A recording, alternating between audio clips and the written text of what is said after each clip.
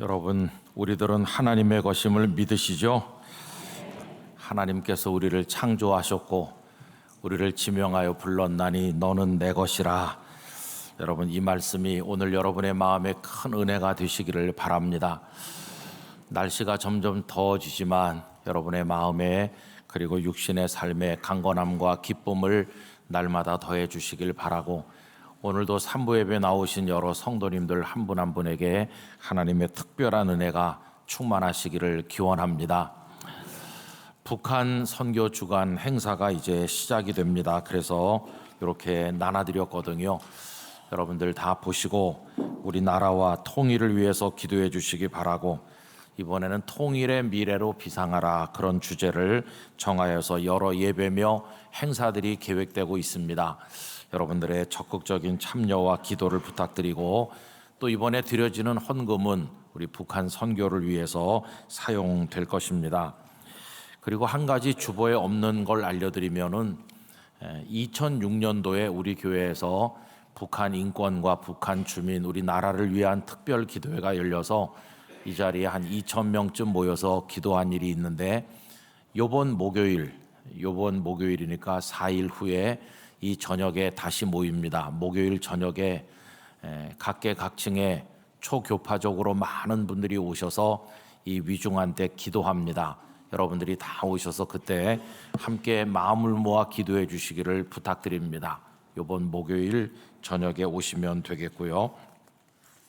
오늘 이 시간에 귀한 손님들이 오셔서 제가 인사 소개를 드리겠습니다. 세계선교협의회 CWM 중에서 전부 한 60명이 우리 교회 이번에 우리나라에 오신 것 같은데, 그 중에서 7분 목사님께서 예배에 참여를 하셨어요. 대표로 트레버 목사님을 비롯해서 총 7분이, 여기 보니까 태평양 지역, 또 남아시아 지역, 또 카리브해 지역 등등에서 이렇게 오셨는데, 어디 계시죠? 네, 한번 다 그 자리에 일어서 주시기 바랍니다. 여러분, 뜨거운 박수로 이분들을 환영하도록 하겠습니다. 고맙습니다.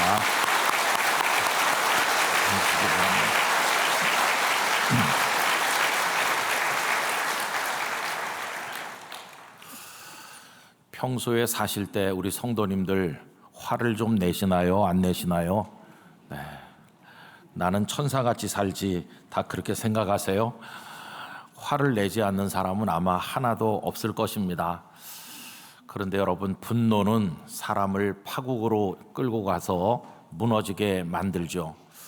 다윗을 생각해 보면 정말 믿음으로 그 어려운 여건을 다 이기며 나갔던 대단한 우리 선배님이시지만, 다윗도 분노에 사로잡혀서 큰 위기를 만난 적이 있습니다.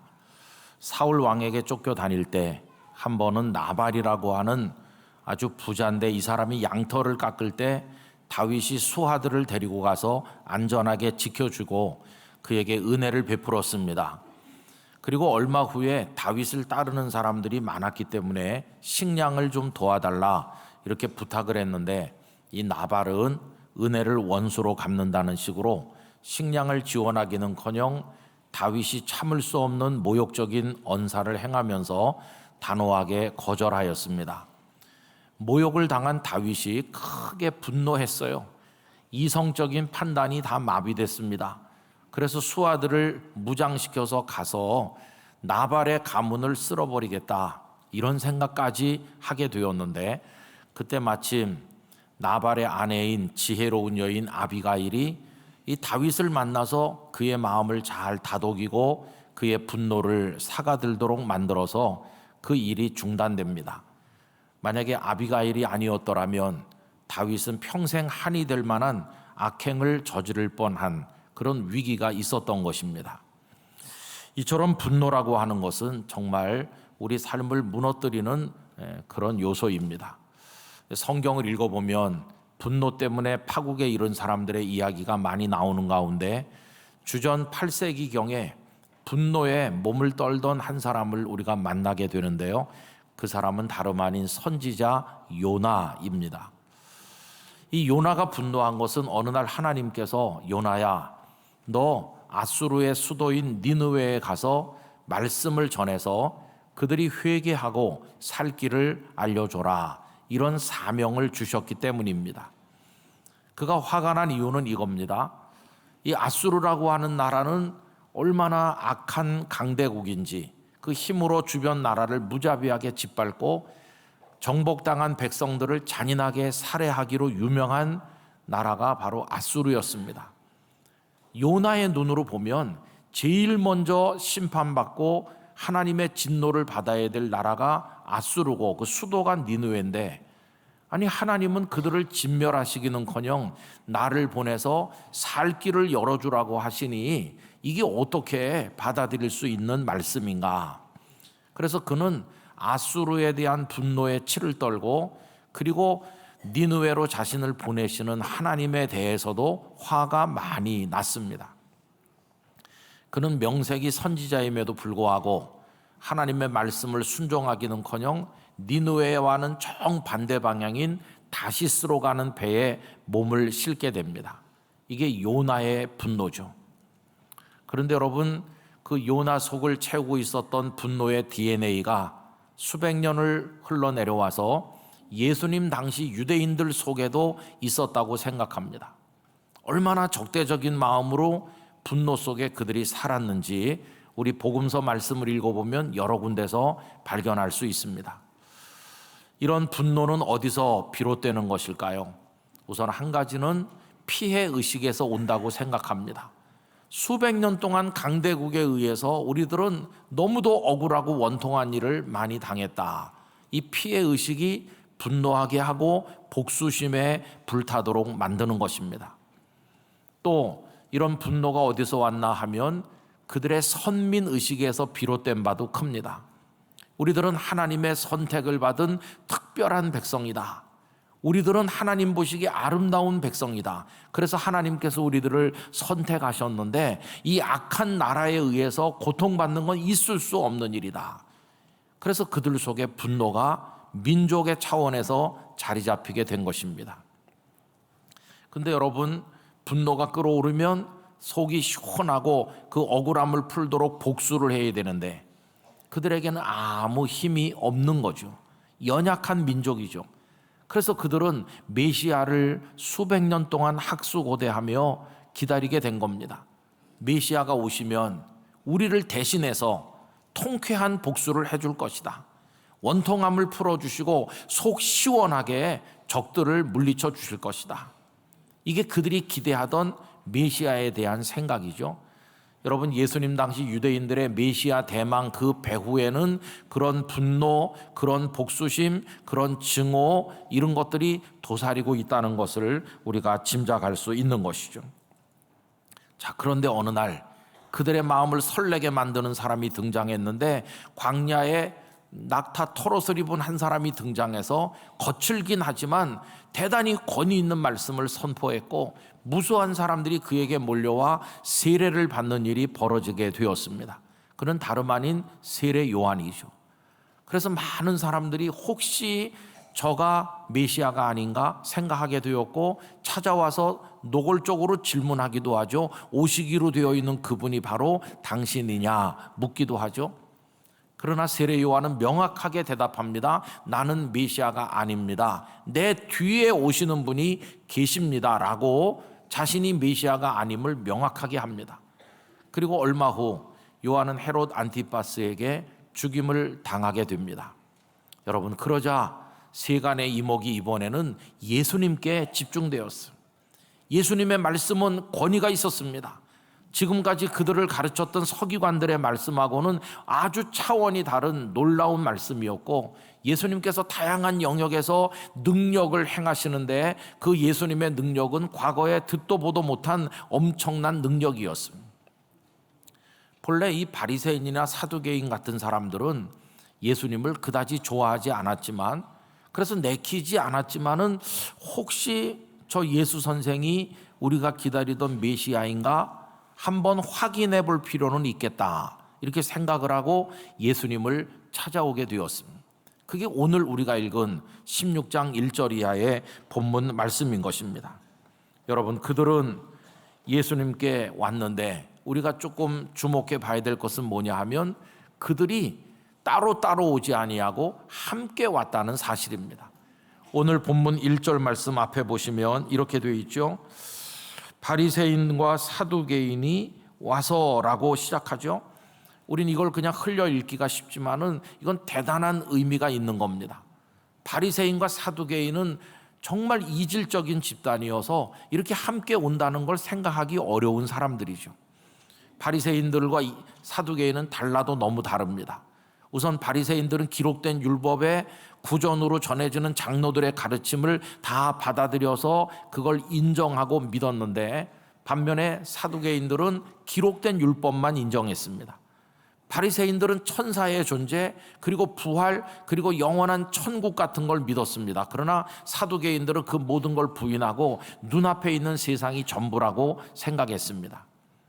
바리새인들은 율법을 따라서 깨끗하게 살아서 나중에 천국에 가야 된다는 생각을 가졌지만, 사두개인들은 눈에 보이는 현세가 전부 다라고 생각했기 때문에 수단과 방법을 가리지 아니하고 출세하고 성공해서 부귀영화를 누리는 게 그게 옳은 길이다, 이런 생각을 가졌습니다. 얼마나 다릅니까? 그런데 보세요. 이 전혀 다른 사람들이 함께 예수님을 찾아왔다는 것은 그들의 차이를 뛰어넘을 정도로 지금 이 이슈, 저 예수님이 메시아인가에 대해서 관심이 서로 통했다는 것을 말해주는 겁니다. 그들이 같이 왔다는 것은 우선 그들이 메시아를 기다리는 마음이 그만큼 간절하다는 걸 보여주는 것이고, 또 하나는 메시아를 그렇게 간절하게 기다린다는 것은 그들 가슴 속에 맺힌 분노와 응어리가 커서 어서 빨리 메시아가 와서 우리의 원통함을 풀어줬으면 하는 바람이 그만큼 강렬했다는 것을 우리들에게 보여주고 있는 것이죠. 자, 그래서 이들이 예수님께 왔어요. 그러면 어떤 대화가 오갔을까요? 그들이 와서 예수님께 드린 말씀은 표적을 보여주시오라는 것이었습니다. 오늘 말씀 1절 다 같이 읽어보도록 합시다. 바리새인과 사두개인들이 와서 예수를 시험하여 하늘로부터 오는 표적 보이기를 청하니 라고 되어 있죠. 이들은 표적을 구했는데, 이 표적은 이적이라고도 번역할 수 있고 어떤 뚜렷한 깜짝 놀랄 만한 증거라고도 할 수 있어요. 예수 선생님, 당신의 말씀도 우리가 들어보고 행하는 능력도 우리가 봤는데 당신이 혹시 메시아가 아닌가 해서 우리가 찾아왔습니다. 그런데 당신이 메시아라는 걸 확인시켜 줄 수 있는 표적을 우리에게 좀 보여주시면 안 되겠습니까? 우리는 다 땅에서 난 존재지만 메시아는 하늘로부터 온다, 하나님이 보내신다고 우리는 알고 있는데, 당신이 하나님으로부터 오신 분이라는 걸 우리에게 증명할 수 있는 그런 표적을 보여주시기 바랍니다. 이렇게 요청을 한 것입니다. 별로 예수님을 좋아하진 않았지만은 예수님의 말씀과 능력을 옆에서 본 그들로서는 확인하지 않으면 안 되겠다고 생각을 한 것이죠. 표적을 구하는 사람들. 여러분, 표적은 바리새인이나 사두개인들만 구하는 건 아닙니다. 시대의 아픔과 직면해서 고통을 받는 사람이라면 누구나 다 표적을 구하는 마음을 가지고 있다고 생각합니다. 성도 여러분, 우리가 일제 억압을 받을 때 우리 부모 세대, 조부모 세대 분들은 그 억압 속에서 얼마나 고생했겠어요. 언제나 우리가 해방되나, 언제나 독립국가에 살아보나, 그날을 얼마나 기다렸겠어요. 그런데 독립의 날, 해방의 날이 다가온다는 뭐 증거 같은 게 어디 있어야 될 텐데 그거 알 수가 없었잖아요.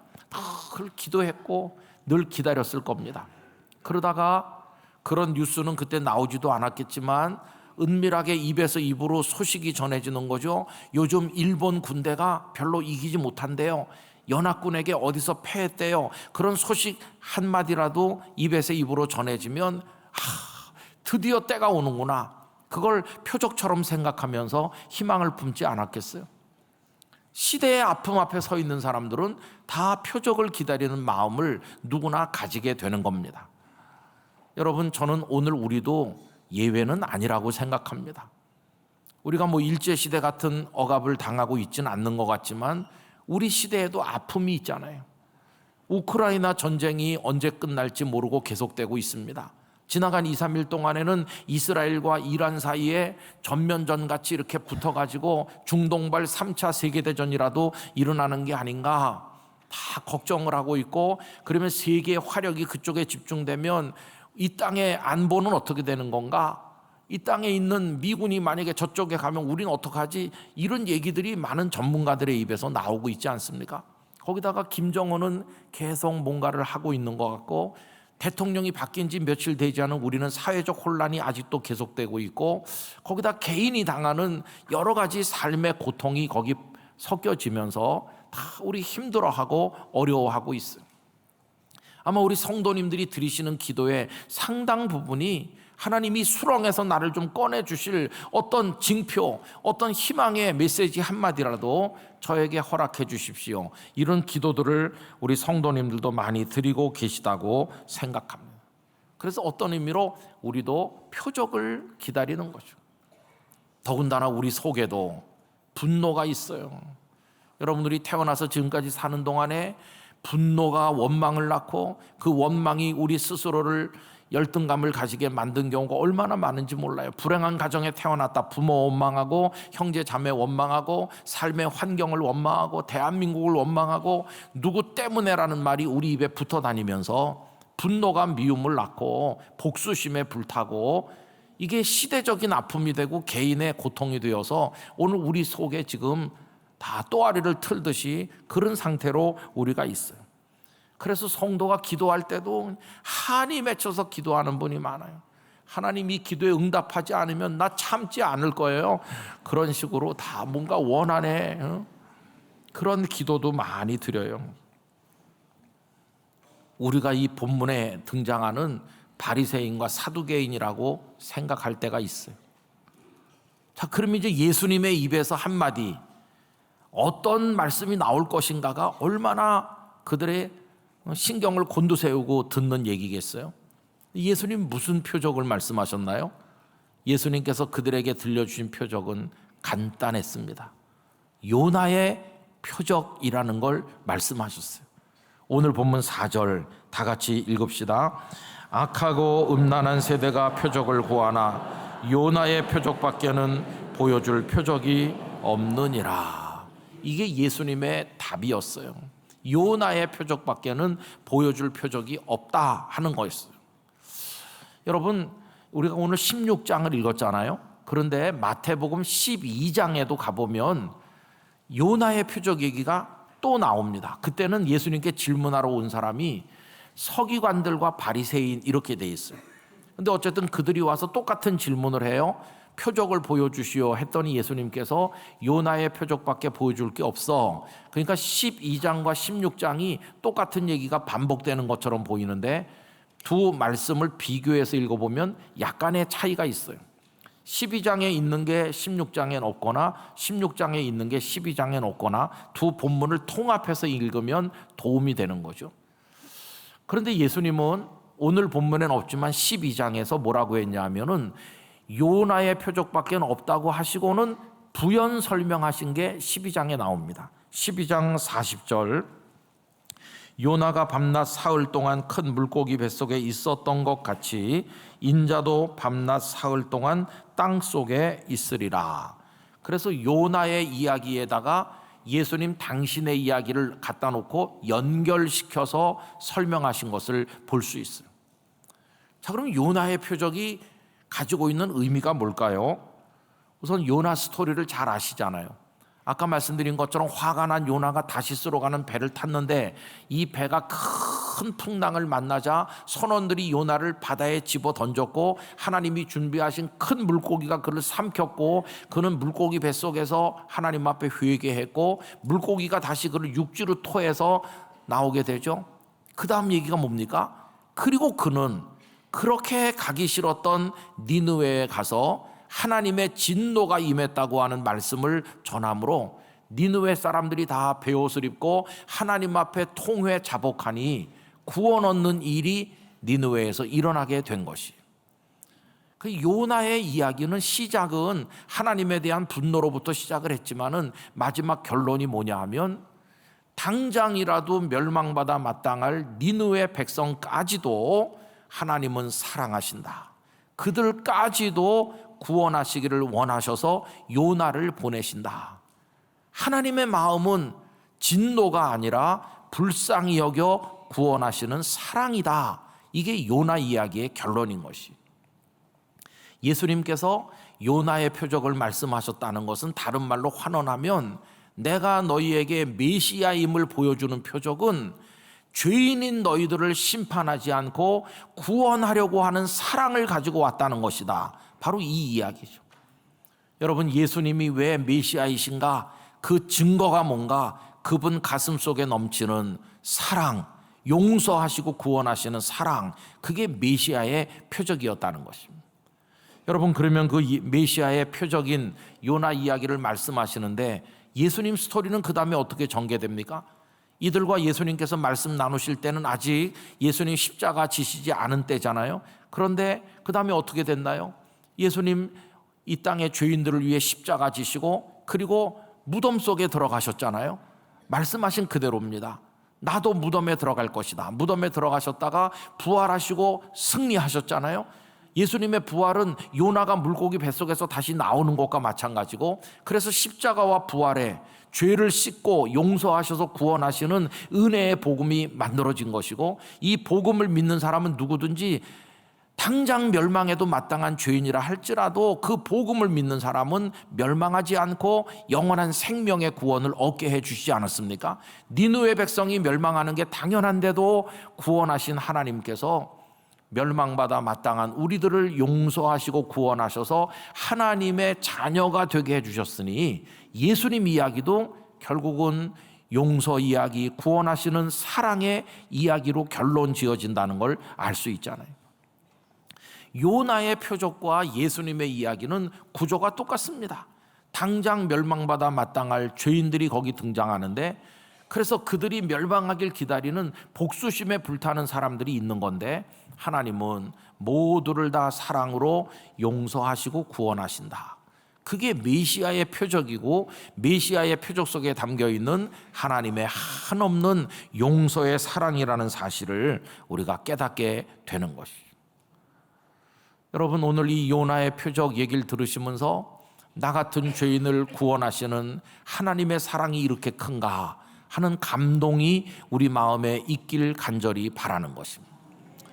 그런데 바리새인들과 이 사두개인들은 예수님의 그 말씀을 들으면서 하나님은 그런 죄인까지도 용서하시는 사랑을 가지시고 그게 메시아의 표적이구나, 이렇게 감동받았을까요? 아닙니다. 그들은 오히려 화가 났어요. 화가. 그래서 그 다음부터는 예수님께 와서 당신이 메시아이냐 이런 표적 이런 얘기 하지 않았어요. 그 다음부터 예수님과 완전히 등을 졌고 예수님을 십자가로 몰고 간 사람들 아닙니까? 여러분, 이들이 왜 예수님께 요나의 표적 이야기를 들었을 때 화가 났을까요? 그 속에 그들이 원하는 게 없었기 때문이죠. 예수님이 말씀하신 요나의 표적 속에는 그들이 간절히 원하는 거, 어서 빨리 메시아가 오셔서 오래오래 당하기만 했던 우리 속에 이 응어리진 원한을 통쾌하게 풀어주시고 저 원수들에게 복수해 주시고, 이걸 그들이 원하는 건데, 예수님은 그들을 속 시원하게 해줄 복수 얘기를 하시는 게 아니라 그 원수들까지도 용서하고 구원하시는 사랑을 이야기하니까 이 사람들의 마음속에 예수님의 말씀하신 표적이 하나도 마음에 들지 않는 거죠. 아마 예수님께서 이렇게 말씀하셨다면 그들은 기뻐했을 거예요. 내가 메시아가 맞다. 내가 하나님으로부터 왔다. 그동안 너희들 고생 많아서 여러 강대국에게 시달리고 이런저런 자들에게 고통받느라고 얼마나 너희들의 분노가 크냐. 이제 기다려라. 내가 너희들을 속 시원하게 해주겠다. 그것들을 다 뒤집어 엎고 새로운 세상을 만들어 다윗과 솔로몬 시대같이 너희들에게 큰 영광의 시대가 오도록 해주겠다. 나를 따르라. 그렇게 했으면 열광했을 거예요. 그러나 예수님은 분노를 품고 복수를 꿈꾸는 사람들에게 사랑을 말씀하시니까 그들은 실망하게 되었던 것이, 여러분, 화가 난 그들에게 예수님께서 하시는 말씀이 오늘 2절과 3절이라고 생각하는데 이렇게 되어 있죠. 다 같이 읽어봅시다. 예수께서 대답하여 이르시되 너희가 저녁에 하늘이 붉으면 날이 좋겠다 하고 아침에 하늘이 붉고 흐리면 오늘은 날이 굳겠다 하나니 너희가 날씨는 분별할 줄 알면서 시대의 표적은 분별할 수 없느냐. 이 말씀이 무슨 말일까요? 사람이 세상을 제대로 살려면 날씨를 제대로 아는 게 중요한 것처럼 내가 몸담고 사는 이 세대, 이 시대가 어떤 시대인지를 알아야 된다는 겁니다. 시대를 분별하는 눈이 필요하다. 너희들이 사는 이 시대가, 이 상황이 어떤 것인지 아느냐, 그런 얘기입니다. 여러분, 예수님께서 진단하신 그 시대는 어떤 시대일까요? 아까 4절 읽은데 그 앞에 나오죠. 예수님은 그 시대를 악하고 음란한 세대라고 규정 지으셨어요. 악하고 음란한 세대라는 걸 환원하면 희망 없는 세대, 개선되고 개혁돼 가지고 좋아질 가능성이 제로인 세대, 이제 남아있는 건 심판받아 멸망당하는 것밖에 없는 희망 없는 세대가 악하고 음란한 너희들이 살고 있는 이 세대다, 이렇게 진단하신 것이, 여러분, 아닌 게 아니라 그 세대는 정말 악했습니다. 성전에는 위선자들이 가득했습니다. 메시아를 기다린다던 그 유대인들이 메시아로 오신 예수님을 십자가에 죽였을 정도로 예루살렘은 부패됐고 그 시대는 희망 없는 세대였어요. 비유한다면 마치 뭐와 같으냐 하면 불난집과 같아요. 큰 집이 있어가지고 이 방에도 저 방에도 사람들이 가득가득이 있는데 지금 사방에 불이 붙어서 그 집이 내려앉기 직전이에요. 그런데 여기 바리새인과 사두개인들은 그 중에 한 방에 앉아 있는 사람들과 같아요. 앉아가지고 분노가 가득해요. 이 불이 누구 때문에 났느냐? 저 건넌방에 있는 저놈들 때문에 불이 났다. 그러면서 우리보다 힘이 세니까 빨리 누가 와서 저 녀석들을 좀 응징해 주기를, 그러고 앉아 있는 사람들과 같아요. 여러분, 불난 집에서 누구 때문에 불이 났는지 빨리 저 녀석들에게 누가 복수해 주기를 바란다. 그게 지금 온당한 행동입니까? 지금 제일 시급한 게 뭐예요? 빨리 그 집 바깥으로 탈출하는 거예요. 빨리 탈출해서 구원받는 것보다 더 급한 일은 없는 상황이에요. 근데 이 사람들은 이 세대가 악하고 음란한 세대, 집이 무너지기 직전이라는 걸 모르고 자기들은 의롭고 선한 줄 알면서 저 건넌방 사람들 때문에 이러고 앉아있는 어리석은 모습이에요. 주님이 오신 이유는 뭡니까? 불난 집 안에 앉아있는 사람들, 네가 틀렸고 네가 옳았어, 이거 해주려고 오셨나요? 아닙니다. 다 구원에 살려주시려고 오신 분이세요. 그걸 이 사람들은 모르고 있다 하는 것이죠. 그래서 왜 하나님은 요나를 니느웨까지 보내셨나? 심판받아 마땅한 니느웨 사람까지 구원하시는 게 하나님의 사랑이라는 걸 보여주는 것이고, 우리 예수님 왜 이 땅에 오셨나? 니느웨보다 더 악하고 음란한 세대에 오신 이유는 우리를 구원하기 위해서 예수님은 오셨다고 하는 것이, 우리가 여기서 놓쳐서 안 되는 거 하나 있죠.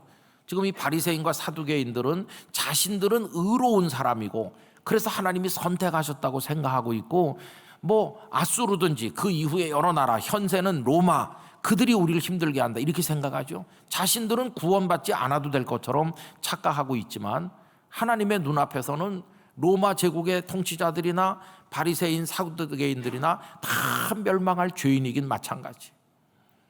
하나님은 그들을 다 구원하길 원하시기 때문에 복수심을 품고 누군가를 향해 분노하는 건 의미가 없다고 말씀하고 계신 거죠. 그래서 하나님은 그들에게 회개를 촉구하신 거예요. 니느웨 사람들에게도 그랬고 지금 예수님은 찾아온 사람들에게도 회개를 촉구하십니다. 12장 41절에 이런 말씀이 있어요. 심판 때에 니느웨 사람들이 일어나 이 세대 사람, 악하고 음란한 바로 너희 세대 사람들을 정죄할 것이다. 이는 그들이 요나의 전도를 듣고 회개하였음이거니와 요나보다 더 큰 이가 여기 있으며, 그 아수르 니느웨 사람들은 요나의 말을 듣고도 회개했다. 그런데 지금 너희들은, 메시아를 기다린다는 너희들은 내가 너희 눈앞에 있는데도 회개하지 않고 있지 않느냐. 너희들은 더 악하다. 니느웨 사람보다 악하고 너희가 증오하는 로마 사람보다도 더 악하다. 회개하고 구원받는 게 시급하다. 이런 말씀을 예수님께서 하시는 것이죠. 여러분, 오늘 우리 시대는 어떨까요? 저는 이렇게 사람들 만나서 얘기해보고 하면 저도 그렇고 우리 의식 구조가요, 나는 의로운 사람이야. 나는 착한 사람이고 책임이 없어. 그런데 누구가 나쁜 사람이고 그 사람들이 빨리 복수를 당해야 마땅해. 이렇게 생각하는 구조를 가지고 있어요. 그런데 여러분, 우리가 하나님 앞에 의롭습니까? 선합니까? 우리는 방화범이 아닙니까? 여러분, 우리 다 하나님 앞에 죄인이에요. 불난 집에 앉아가지고 저 녀석들 때문에 불났어 그렇게 하고 앉아 있을 시간이 없어요. 분노를 품을 시간이 없어요. 빨리 일단 나가서 살고 봐야 돼요. 살고. 그게 제일 시급한 거예요. 그리고 어떤 사람이 이렇게 말해요. 불이 나가지고 집이 무너지기 직전인데 잠깐 할 일이 있어요. 뭔데요? 화재 경보기를 달아야 돼요. 그런 사람이 있어요. 빨리 소화기를 비치해야 돼요. 아니 벌써 다 무너지기 직전인데 무슨 화재 경보기. 아직도 어떤 사람들은 이 세상의 법을 바꾸고 개선하면 천국처럼 잘 살 수 있는 나라가 올 거라고 생각하는 세상에 미련 가진 사람이 많지만, 주님은 진단하기를 악하고 음란한 세대다. 악하고 음란한 세대, 개선하고 개혁해가지고 유토피아를 만들긴 틀렸다. 빨리 거기서 구원받는 게 시급하다. 그래서 내가 왔다. 요나가 니느웨 가듯이 내가 너희들에게 왔다. 이 말씀을 주님께서는 하시는 것이. 여러분, 요나의 표적 속에 담긴 메시지를 정리하면 이겁니다. 너 분노가 너무 많구나. 너 미워하는 사람 너무 많구나. 너는 의로운데 저 사람들 때문에 괴롭다고 하는구나. 그러나 똑똑히 들어라. 분노를 버려. 너도 똑같은 사람이야. 불이 왜 났느냐고? 네가 이리 뛰고 저리 뛰면서 난로를 걷어차지 않았니? 방화범은 너야. 그런데 왜 누구를 향해 분노를 품냐? 그래도 나는 너희 모두를 구원하려고 왔으니 날 따라서 이 집에서 나가자. 구원받는 게 시급해. 이렇게 말씀하고 계시다는 것입니다. 그래서 요나를 니느웨에 보내서 하나님은 니느웨 사람을 살리신 것이고, 예수님은 니느웨보다 더 악한 이 세상에 오셔서 십자가와 부활을 통해 우리를 살려내시는 것입니다. 악한 세상에 대한 하나님의 응답은 심판이 아니라 오히려 불쌍히 여기시고 용서하시고 구원하는 사랑인 걸 우리가 알아야 됩니다.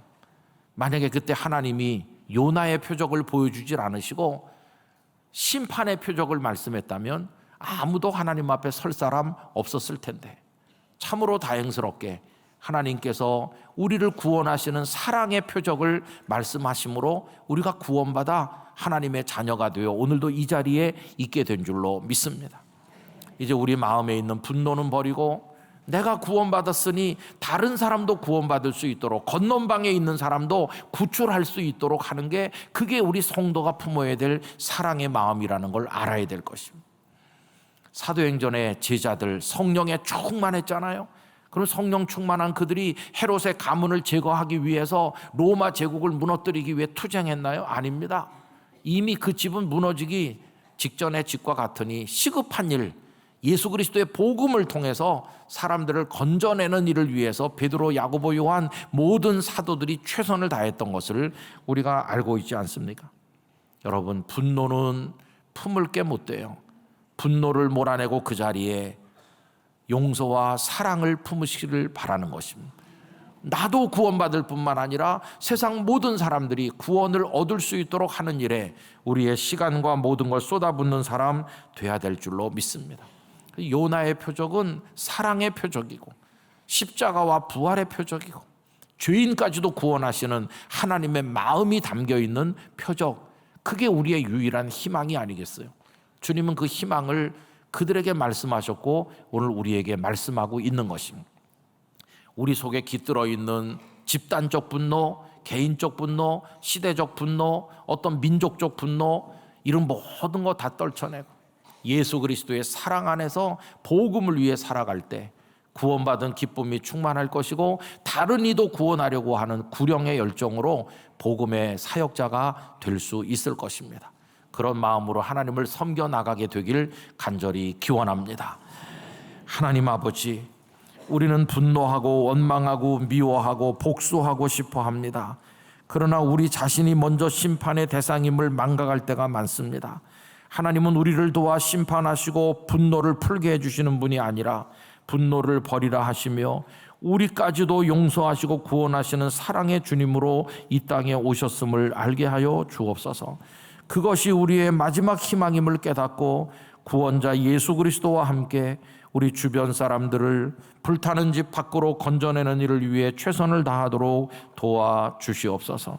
그것이 이 시대를 살아가는 성도의 지혜임을 깨닫게 하여 주옵소서. 예수님의 이름으로 기도하옵나이다. 아멘.